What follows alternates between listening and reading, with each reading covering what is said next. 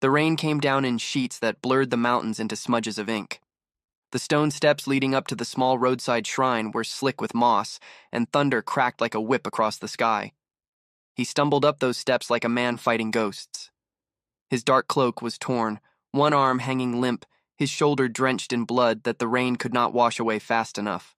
The sword in his hand scraped against the ground, leaving a jagged trail in the mud as if it were too heavy even for him. By the time he reached the shrine, his legs buckled. The small wooden structure was nothing more than 4 posts and a roof sheltering a weather-worn statue of a mountain god, but it was the only refuge in sight. He collapsed before the statue, one knee hitting the stone with a hollow sound. His fingers clenched around the sword, the blade angled protectively across his chest, even as his vision swam. That was when I arrived. Ah? What's this? I tilted my head, clutching my basket of herbs under my cloak. The storm had ruined my plans to gather roots in the valley, but stumbling upon a half-dead warrior bleeding all over the gods. Floor was not what I had expected either. I squatted beside him, ignoring the way his glare tried to skewer me. You're bleeding all over the shrine floor. If the gods strike you dead, don't blame me. His lips pulled back in a snarl, though he lacked the strength to rise. Leave me. I tapped my chin. You're far too heavy to leave behind. And besides, I leaned closer, noting the fever already burning in his skin, the way his breath rasped through clenched teeth. If you die here, I'll have to drag your body out anyway, so I may as well keep you alive first. He blinked at me, as if no one had dared speak to him like that in years. I ignored the weight of his stare, slipped my arm under his, and hauled him upright with surprising determination for someone smaller in build. He nearly toppled me, but sheer stubbornness won out. You, he muttered. Me, I chirped back. The wandering physician at your service. Now, hush, save your strength for not bleeding on my shoes. The storm swallowed his answer, but I felt his weight sag against me. That was good enough. By the time I shoved the door of my hut open, my hair and clothes clung to me like wet rags. I helped him walk. The stranger was heavier than an ox, his sword dragging furrows across my floor as I pulled him in. He tried to protest again, his hand twitching toward the weapon. Do not touch. Oh, hush. I shoved him down onto the mat by the fire pit. If you bite me while I'm stitching, I'll bite you back. His glare was murderous. It would have been intimidating too, if not for the fact that he was pale as death and shivering. I knelt beside him, pulling out a roll of bandages and a needle already threaded. My hands moved quickly, unfastening his blood-soaked armor. He hissed when I peeled the leather back from the wound on his shoulder, but I only hummed thoughtfully. A deep slash, nearly to the bone, I murmured. Whoever did this wasn't aiming to scare you. His jaw clenched, silent. Fine, don't tell me your tragic story, I added, dabbing at the wound. He flinched, but I pressed harder, ignoring him. But if you faint while I'm working, don't expect me to carry your corpse uphill again. His chest rumbled with something between a growl and a laugh. I chose to pretend it was the latter. Thread through skin, tug tight, tie off. His blood was hot against my fingers, but his skin was hotter still. Fever already. I worked swiftly, binding the wound and forcing him to drink the bitter tonic I brewed. He spat half of it out, but I pinched his nose until he swallowed. There, I said at last, sitting back with a grin. See? Not so bad. He scowled. You speak too much. And you don't speak enough. I wagged a finger at him. Balance is important. His eyes narrowed, but they softened for the briefest flicker of a moment before his head tipped back against the wall, exhaustion dragging him under. The storm had passed by morning. Sunlight slanted through the cracks in the shutters, gilding the hut in pale gold. Birds sang outside, loud and obnoxious after a night of thunder. The man stirred on the mat, his hand groping instinctively for his sword, only to find nothing. His eyes snapped open, sharp even in grogginess. The smell of roasting fish filled the air. Looking for this? I asked cheerfully from the fire pit. His sword was balanced across the stones, skewering 3 fat river fish that sizzled in the heat. The handle jutted out awkwardly, wrapped in smoke. He sat up so fast he nearly tore his stitches. What are you doing? Breakfast. I flipped a fish with my chopsticks. What's the point of a sword if it can't even cook breakfast? His face turned a dangerous shade of red. For a moment, I wondered if he would strangle me with his bandages. Instead, he pressed a hand over his eyes, muttering curses I pretended not to understand. I plucked a fish from the blade, placed it on a plate, and set it in front of him. "Eat. Then you can scowl at me properly." He stared at me like I was mad, but his stomach growled louder than his pride, and eventually he tore into the fish with sharp, controlled movements. The sight of this fierce, wounded warrior chewing my breakfast in silence made me smile. He caught me looking and snapped, "What?" I shrugged. "Nothing. Just wondering if you're less scary when your mouth is full." For the first time, his lips twitched. Not quite a smile, but not the pure scowl he had worn since the shrine either. And I thought, perhaps, this stranger in the rain was not so impossible to keep alive after all. By the second day, the storm had passed, and the mountains were washed clean, green leaves dripping with water that sparkled like gemstones in the sun.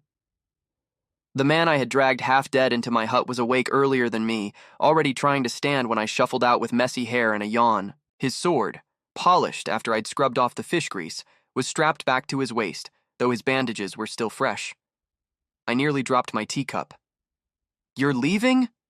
He didn't look at me as he adjusted the straps. "I have tarried long enough."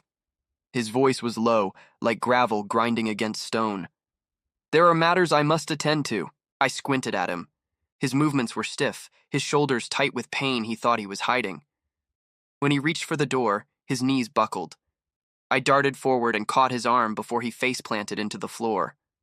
"Oh, brilliant," I muttered, hauling him back toward the mat. "Strong, yes, but strong idiots still die if they don't rest." His glare burned hotter than the morning sun. "I do not need help," I cut him off cheerfully. "Clearly you do. Otherwise you'd be sprawled in the mud right now instead of ruining my floor." His jaw worked, but no words came. His pride was thicker than his bandages, but even pride couldn't mask the tremor in his legs. I pushed him down firmly. "Sit, eat, heal, repeat. Those are your only duties here." He looked as though he'd rather be skewered again than obey, but when his stomach growled audibly, I arched an eyebrow. That silenced him faster than any sword could. Later that afternoon, while I was sorting herbs, he sat cross-legged by the fire, sharpening his blade with slow, practiced strokes. The sound was rhythmic, like a heartbeat against steel. "You stare too much," he said without lifting his head. I blinked, caught. "You polish that thing like it's your wife." His hand paused. "It is my life." I leaned my chin on my hand. Looks more like a broom to me." That got his attention. His head lifted, eyes narrowing. "A broom?" "Sure," I said innocently. "Long stick, swishy end, used for sweeping away trouble." He stared at me as though I had committed sacrilege. Then, slowly, he rose, towering over me with sword in hand. For a moment, I thought he might actually throw me out the window. Instead, he thrust the hilt toward me. "Show me how you would wield it, then." I blinked. "Me? Oh no, I'm more skilled with herbs." His expression didn't change. The sword remained extended. I sighed dramatically, snatched the weapon from him, and stood. It was heavy, far heavier than I expected. I swung it experimentally, like a broom. The tip wobbled dangerously close to the ceiling beams. He pressed his palm to his forehead. I grinned at him. "See? Sweeps quite nicely." "Give it here." His voice was tight, but when I staggered sideways trying to balance the blade, he caught me from behind, his large hands closing over mine to steady the grip. "This," he said, low against my ear, "is how you hold a sword." His hands adjusted my stance, my shoulders, the angle of my arms. I swallowed, suddenly very aware of the warmth of his body against my back. "Now strike," he ordered. I did. The sword clanged harmlessly against the chopping block, almost bouncing from my grip. I laughed nervously. "Effective, if we're attacking turnips." For a heartbeat, silence. Then, soft, rusty, like a lock turning after years unused, a laugh. I froze. He froze. It wasn't cruel or mocking, just low and rough, almost surprised. I turned to stare at him. His face was still severe, but the corners of his lips curved, his eyes softened, and for the first time since I'd found him in the rain, he looked human instead of carved from stone. "Ah," I breathed. "You can laugh." His smile vanished instantly. He took the sword back and sat down as if nothing had happened, but I didn't miss the faint flush at his ears. The night was quiet, crickets chirping in the grass, moonlight spilling silver across the mountain slope. I woke to find the mat beside the fire empty, the faint smell of steel and pine drifting in through the door. Outside, he stood like a statue, sword across his knees, eyes scanning the dark forest as if danger lurked behind every rustling leaf. His broad shoulders were tense, outlined in pale light, scars catching the glow. I rubbed my eyes and patted over barefoot. "Can't sleep?" His head tilted slightly, but he didn't look at me. Habit. I studied him for a moment. The chill night air bit at my skin, and I noticed the thinness of his shirt, how the mountain wind tugged at his hair. Without thinking, I draped the blanket I carried over his shoulders. He stiffened, glancing down at the fabric. I yawned and plopped beside him, hugging my knees. "You keep watch. We'll keep you warm. Fair trade, huh?" His mouth opened, then closed. He didn't push the blanket off. The moonlight painted his profile in silver, highlighting the hard lines of his jaw, the faint furrow of his brow. But when his gaze finally drifted down to me, already nodding off beside him, hair falling over my eyes, his expression softened almost imperceptibly. His fingers brushed the blanket where it touched his hand, as if memorizing the warmth. For a long time, he sat like that, sword in one hand, silent watch in the other, and me leaning against his arm without fear. When the wind shifted, carrying the scent of herbs and smoke, I thought I heard him murmur something low, almost to himself. Strange little healer. But I was already asleep, and the night held his words. The mountain path wound down into the village, and for the first time since I'd patched him up, I dragged the grim stranger out of my hut. His wounds had healed enough to walk, though he still moved stiffly. "Carry these," I said, dumping 2 baskets of dried herbs and roots into his arms. He stared at me. "I am not your servant." I gave him a bright smile. "Of course not. But my spine isn't built for carrying stones disguised as medicine, and yours looks sturdy enough. Consider it physical therapy." His jaw tightened, but he didn't refuse. The sight of him, tall, scarred, carrying baskets of leaves like a grumpy pack mule, was so absurd I had to bite my tongue to stop laughing. The villagers noticed immediately. Heads turned as we passed the well and stepped onto the market street. "Who is that?" someone whispered. "Never seen him before. Look at those scars." "Dangerous sort. Why's he with Dr. Lin?" I waved cheerfully at the gossipers. "Don't mind him. That's just his natural face. Always looks like he swallowed a lemon whole." The general's hand flexed on the basket handles. "You speak too freely." Yes. But isn't it better than letting them think you're plotting murder? Smile for me, won't you?" His only response was a deeper scowl. I patted his arm as though he were an oversized dog. Good enough. The market buzzed with midday chatter, children darting between stalls as merchants shouted prices. My companion, however, was scaring half the street into silence just by existing. His battered armor was splattered with old stains, his expression grim enough to sour the morning sun.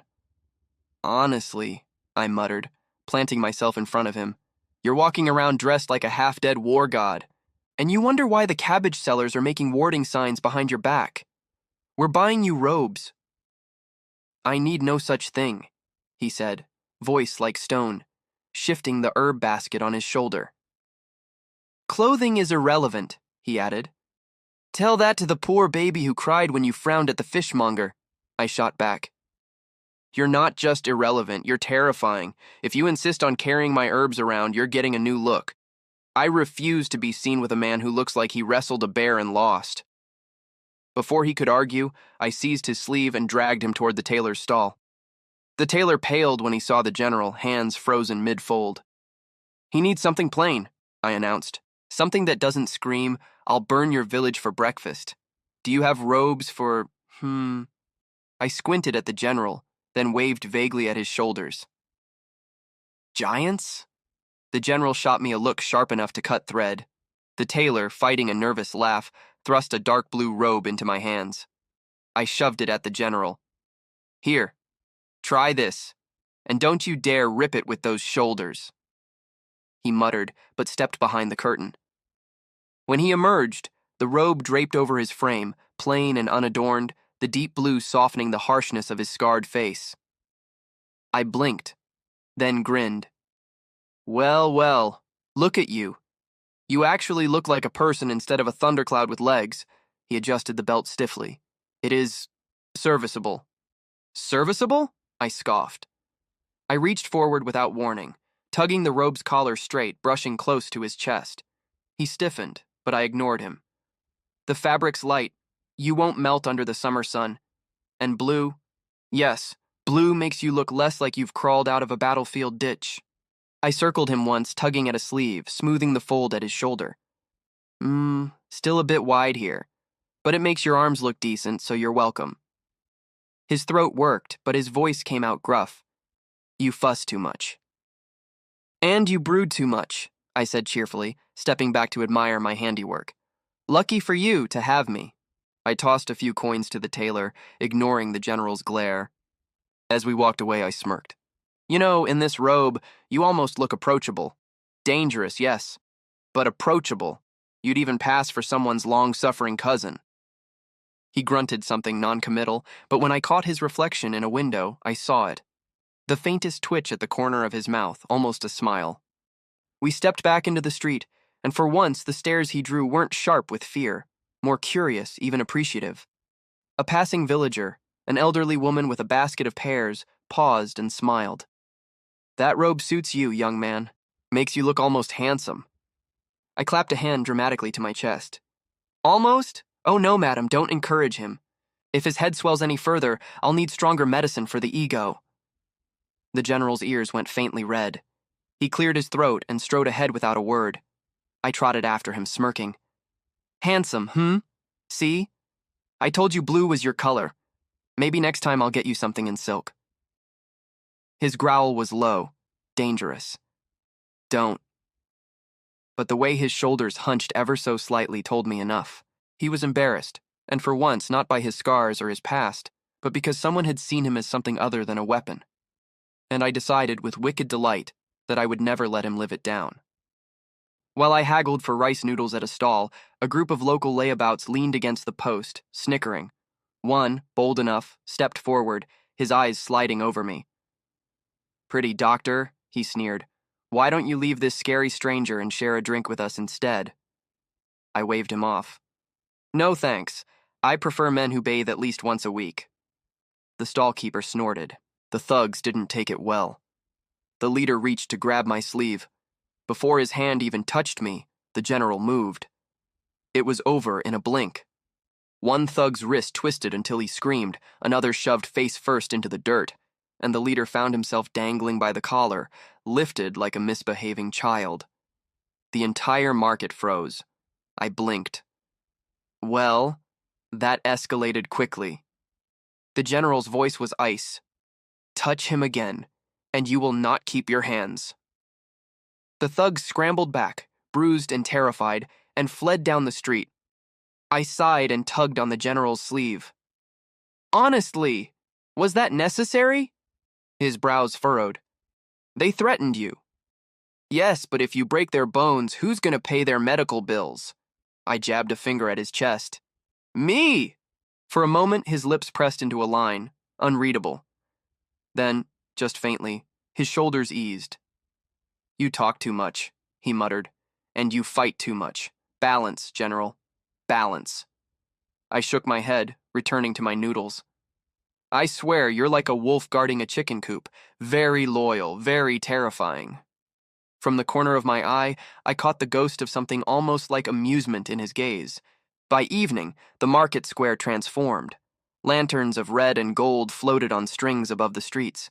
Children darted with sparklers, and stalls bustled with food and music. I grabbed his hand without warning. Come on! He stiffened instantly, glaring down at our joined hands. Where? To the festival, of course. I tugged, ignoring his glower. What? You've never seen lanterns before? Then tonight you're going to. He allowed himself to be dragged, though his grip on my hand never loosened. People gave us a wide berth, but I hardly noticed. The glow of paper lanterns reflected in his dark eyes was more captivating than the festival itself. We stopped by the riverbank where villagers lit floating candles and set them adrift. I pressed one into his hand. Make a wish. He stared at the small flame, his scarred fingers trembling ever so slightly. Wishes are for children. I leaned closer, grinning. Then call it practice, for living. For a long moment, he said nothing. Then, slowly, he placed the candle on the water. The flame drifted away, golden and steady, joining hundreds of others. I watched his face in the soft glow. The hard lines softened, the shadows in his eyes gentler. When he turned, he found me staring. What? He asked gruffly. Nothing, I said, smiling as I looked away. Just, you look less like a thundercloud under lantern light. His hand twitched at his side, as though tempted to reach for me. But instead, he only stood there, silent, watching the lights fade down the river while I hummed a festival tune beside him. And though he said nothing, the space between us felt warmer than the hundreds of lanterns overhead. The next morning, the village was alive again with trade and chatter. I was squatting by a stall comparing ginger roots when voices cut through the noise. General Wei? I glanced up. A pair of men stood frozen mid-step, battered armor strapped to their shoulders, one leaning on a crutch, the other with a scar running down his cheek. They weren't strangers to hardship. Soldiers, unmistakably. Their gazes locked on the man behind me. The general's back stiffened. His hand drifted unconsciously toward his sword hilt, though it remained sheathed. It is you, the limping soldier whispered. His voice shook. General Wei, the Iron Wolf of the frontier. Alive? Around us, heads turned. Murmurs rippled through the crowd. Iron Wolf. General. The war hero who vanished. My heart lurched. General Wei? I turned slowly, staring at the man who had eaten fish from my hearth and carried my herb baskets like a reluctant mule. His jaw was set, his eyes cold as steel. I almost laughed from shock. So my rain-soaked stray isn't to just some wandering fighter. He is the Empire as missing Thundercloud. And he never said a word. I didn't wait for the crowd to thin. I dragged him out of the marketplace by his sleeve, ignoring his sighs and protests, until we stood in the narrow alley behind the granary. The words burst from me. You could have said, "Hello, I'm wanted by half the Empire," when I found you bleeding on a shrine floor. His gaze didn't waver. It was not your concern. Not my... I threw my arms up. Do you have any idea how dangerous this is? Soldiers looking for deserters, bounty hunters sniffing for coin, gods know who else. I am no deserter. His voice cracked like a whip. I led men into battle until none were left to follow. I lost everything worth protecting. What I am now is nothing. The anger in my chest faltered at the rawness in his tone. But I refused to soften. Not yet. You could have told me, I said, softer now, though the edge lingered. Do you know what it feels like? Nursing every scar and fever, not realizing I was sheltering a man the whole Empire is hunting? His jaw clenched. He looked away as though the alley wall was safer than my eyes. I did not wish to drag you into the shadow of my disgrace. For a moment, silence. My heartbeat roared in my ears. Then I exhaled, the fight draining from my shoulders. You stubborn ox, I muttered. Do you think I cared for your name? It's your wounds I stitched, your fevers I watched, not your banners. His head turned just slightly, eyes flickering with something unsteady. I crossed my arms, forcing a crooked smile. You call yourself nothing, but I've carried you half dead through a storm, cleaned your blood off my floors, and listened to your snoring rattle my roof. Nothing doesn't keep me up at night. Nothing doesn't steal my fish when I'm not looking. Don't you dare call yourself nothing. The words tumbled out sharper than I intended, but underneath, they were the truest things I'd said. He stared at me as if I'd struck him, not with anger, but with surprise. For the first time, his mask slipped, just a fraction, and in his eyes I saw not the infamous general, but a man who hadn't expected anyone to choose him for who he was now. By the time we returned to my hut, he had reopened the stitches along his side. Typical. "Sit," I ordered. He obeyed without his usual protests, lowering himself onto the mat. His face was pale, lips pressed thin with pain he wouldn't voice. I fetched clean bandages, kneeling beside him. My fingers worked with practiced care, but my chest still buzzed with leftover anger. "You were lucky I don't sew your mouth shut while I am at it," I muttered, tugging at the bloodied cloth. His lips twitched, almost a smile. "You would try." "Don't tempt me." I pressed the fresh cloth against his skin. The warmth of his body bled through, steady and solid beneath my hands. For once, he didn't flinch from my touch.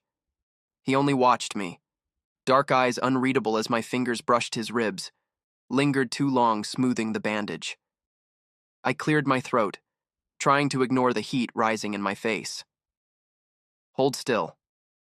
I am still. "You're glaring holes into my skull. That counts as movement."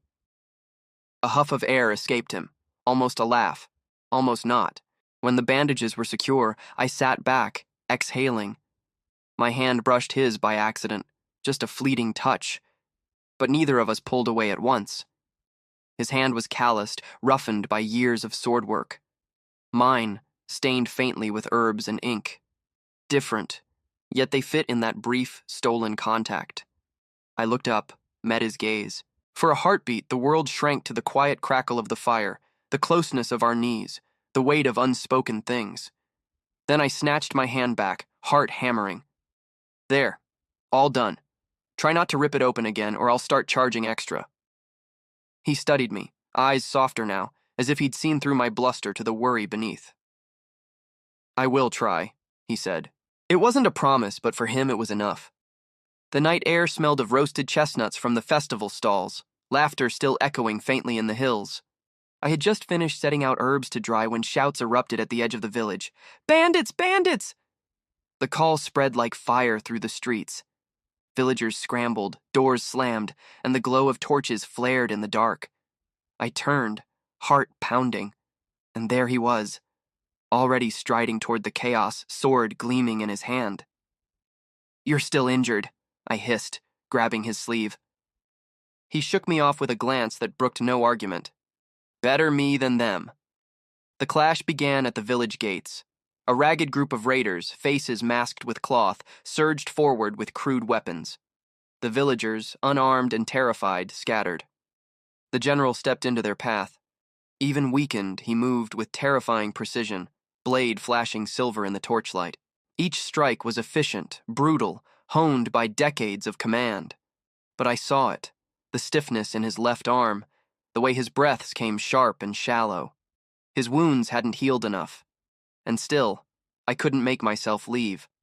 One bandit broke past him, charging toward me with a raised club. I froze. Before the blow could fall, the general's blade swept down, knocking the weapon aside, his body shielding mine completely. The force sent pain through his own wound. I saw him grimace, stagger. "Idiot!"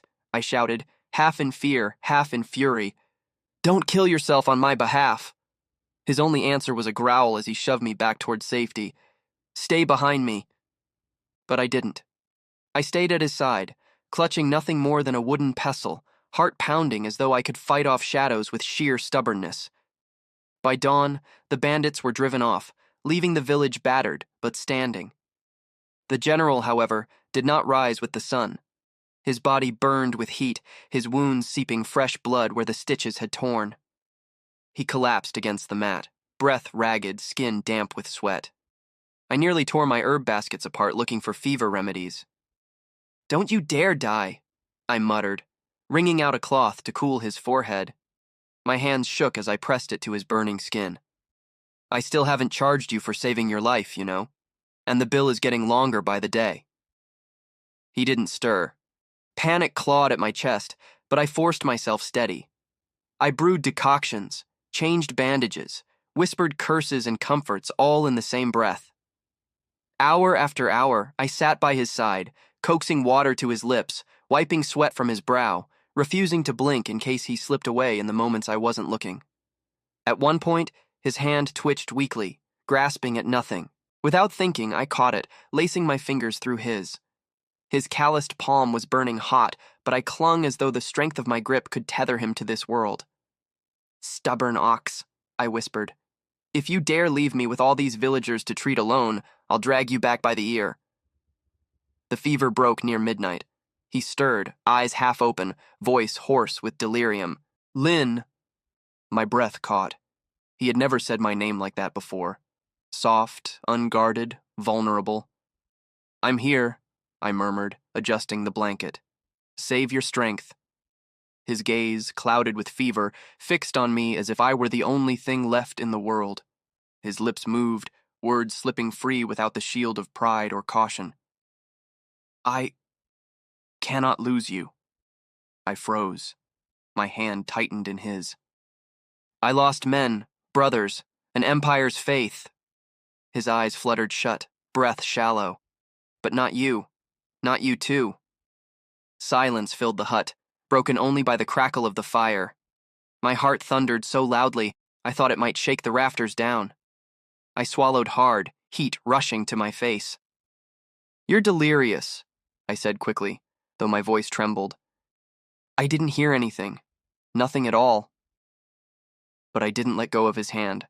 I sat there, face aflame, watching the rise and fall of his chest as he drifted back into fitful sleep. And though I pretended not to hear, the words burrowed deep into my heart, glowing like an ember that refused to die.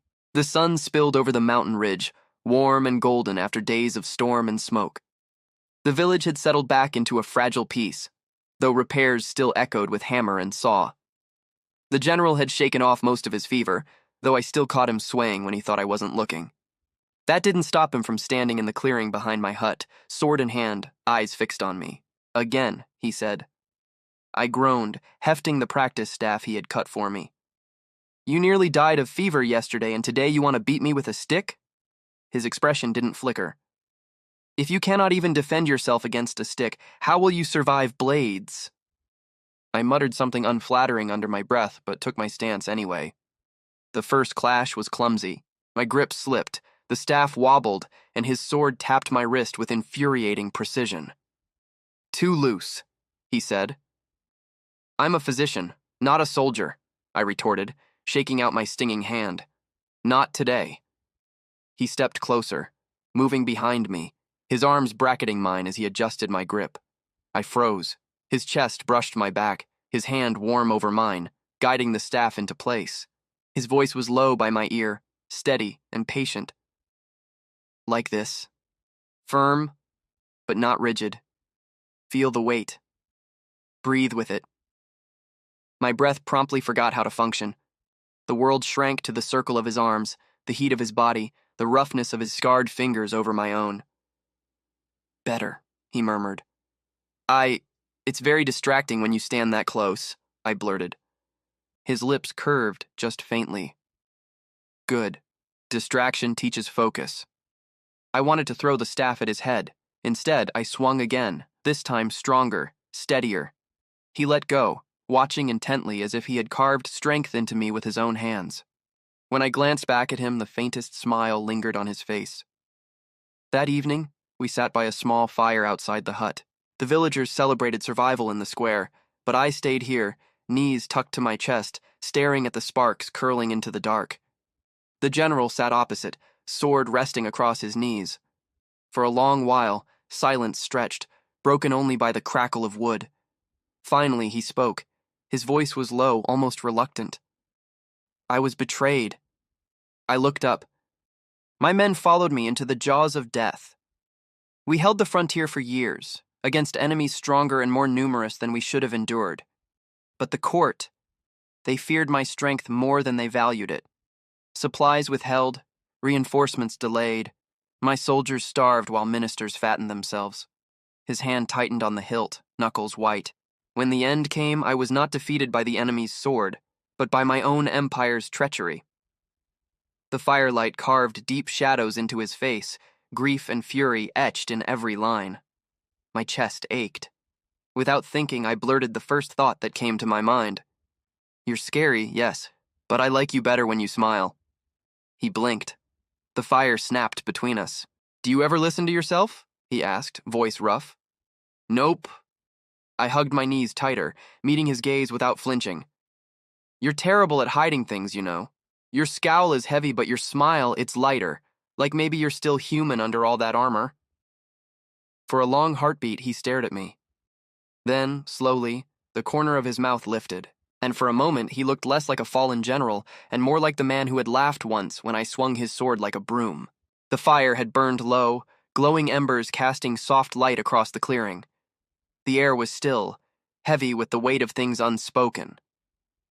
He shifted closer, not looming, not commanding, just near enough that his warmth brushed against me.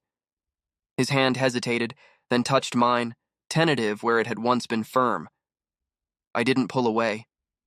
His gaze met mine, dark, searching, vulnerable in a way I had never seen before. For once, there was no scowl, no shield of pride, only a question. My breath caught, my heart hammered, and then, without words, he leaned in. The kiss was quiet, hesitant, almost clumsy. Just the press of lips, warm and trembling, but it felt like the world had gone still around us. The fire, the crickets, the village beyond. All of it faded until there was only him. When he drew back, barely a hair's breadth, I found myself leaning forward, unwilling to let the moment slip entirely. He exhaled, as though he'd been holding his breath for years. Lynn. I swallowed hard, cheeks burning. You're supposed to be resting. His lips curved faintly. I am, and though neither of us dared say more, the silence between us was no longer empty. It was full of warmth, of fear, of something fragile and impossible to ignore. The mountain air was brittle that morning, crisp enough that the dew clung like frost on every blade of grass. I was crouched outside the hut, gathering herbs into bundles, when the distant thud of hooves reached my ears. Not village carts, not the occasional peddler, soldiers. By the time I stood, he was already at my side. The general, my general, face grim, hand instinctively falling to the sword at his hip. He didn't even have to say it. I knew. Stay inside, he murmured. As if I ever listened to that, I muttered back. The riders came into view. 5 imperial soldiers, armor dulled from the road, but still bearing the insignia of the capital. Their leader's gaze swept the village, sharp and searching. When they reached my hut, he barked, "By order of the court, we seek a man, a traitor, a general who abandoned his post and fled to the mountains. Have you seen such a one?" I tilted my head, faced the picture of innocence. A general? Here? Do you think a great general would waste his time letting me boss him around? He's just my useless cousin. Behind me, I could feel the man in question stiffen. I stepped casually into the doorway, blocking their view, and flapped my herb bundle for emphasis. Besides, would a great war hero really be stuck chopping wood and carrying baskets for a physician who doesn't even pay him? Look at him. Skinny, surly, smells like smoke. That's my cousin. The soldiers exchanged doubtful glances. The general, for once, was silent. His scowl might have given him away if I hadn't kept chattering. Do you want to know what his grand talent is? I leaned in confidentially toward the commander. He snores like a boar, shakes the walls at night. If he were a great general, the enemy would have tracked him by sound alone. A ripple of laughter broke the tension. Even the commander's stern mouth twitched before he forced it still. Very well. If you see anyone suspicious, report it. Oh, absolutely, I said, all smiles. If I see a great general hiding in my herb shed, you'll be the first to know. They rode on. I stood in the doorway until the sound of hooves faded into the mountain road. Only then did I turn back. He stood in the shadows, shoulders rigid, gaze fixed not on me but somewhere far away, toward duty, toward war, toward the empire that had abandoned him. The hut was quiet except for the crackle of the fire. He strapped on his blade, movement steady, purposeful. So that's it? I snapped, slamming down the basket of herbs I'd been sorting. They come sniffing, and your first thought is to run again? I cannot endanger this village. His voice was calm, but I heard the steel underneath. If they return in greater numbers, if they discover me here, so what? You'll go throw yourself back into the jaws of an empire that already chewed you up and spat you out? I hurled a bundle of dried roots at his chest. It bounced harmlessly off his armor. Go then, but don't come back limping and expect me to patch you up again. He caught the herbs in one scarred hand. For a moment, he stared at them, then at me. My flushed face, my trembling fists, my words too sharp to hide the fear behind them. Slowly, he set the herbs down. His voice faltered, rare and raw. I do not want to leave. The world seemed to still. I have walked from battlefield to battlefield, from one burning frontier to the next, he continued, each word pulled like stone from his chest.